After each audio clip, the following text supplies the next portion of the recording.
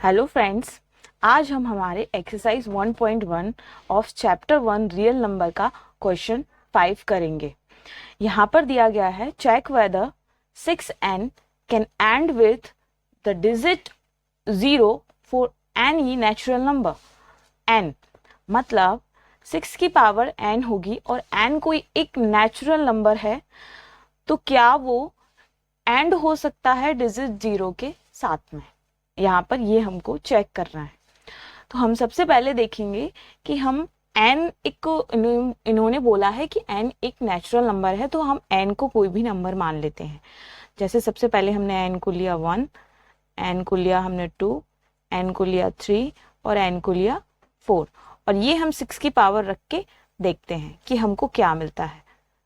तो हम 6 की पावर 1, 2, 3, 6 की पावर 4 रख के देखेंगे। जब हम 6 की पावर 1 रखेंगे तो हमको मिलेगा 6। जब हम 6 की पावर 2 रखेंगे तो हमको मिलेगा 36। जब हम 6 की पावर 3 रखेंगे तो हमको मिलेगा 216। जब हम 6 की पावर 4 रखेंगे तो हमको मिलेगा 1296। तो हम यहाँ देख सकते हैं कि जब हम 6 की कोई भी पावर रखते हैं, एनी पावर ऑफ 6 की कोई भी पावर रखते हैं, तो हमको हमेशा लास्ट में क्या मिलता है? 6 मिलता है।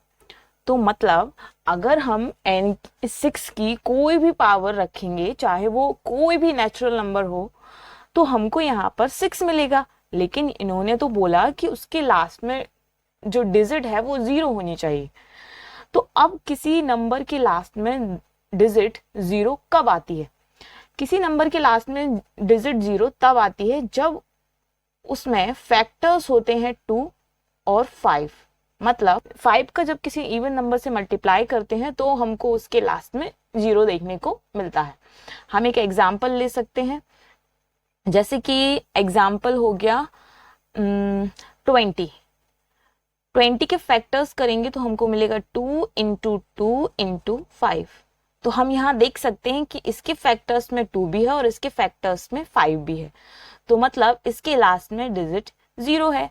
ऐसे ही हम कोई भी 0 डिजिट वाला नंबर लेके देखेंगे और हमको उसके फैक्टर्स में 2 और 5 देखने को मिलेगा ही।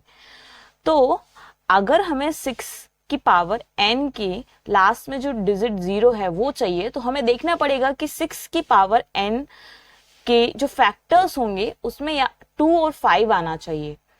तो हम यहाँ पर देखते हैं कि 6 की पावर n रखने पर हम इसके फैक्टर्स निकालते हैं, तो हमें वहां पर कौन कौन से फैक्टर्स देखने को मिल रहे हैं।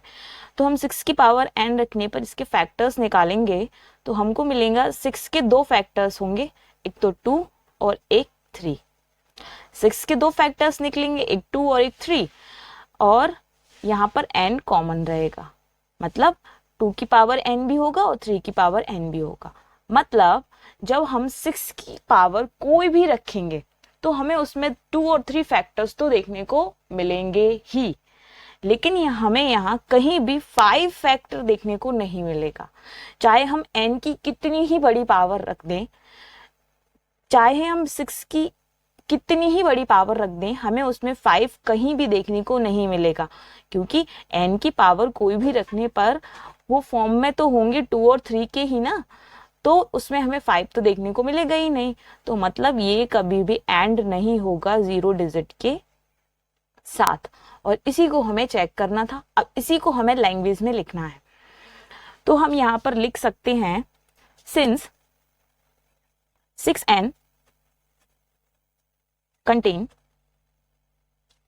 only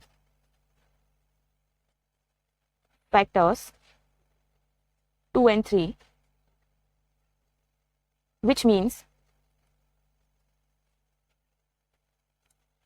6n does not have 5 as its factors, then any power of 6 cannot be and with digit 0। को हम इस तरीके से थ्योरी में लिख सकते हैं, since 6n only contain factors 2 and 3, which means 6 and does not have 5 as its factor, then any power of 6 cannot be AND with digit 0. मतलब कि 6 के को फैक्टर्स में 5 नहीं है तो ये कभी भी AND नहीं होगा 0 डिजिट के साथ, और यही हमको इसमें चेक करना था.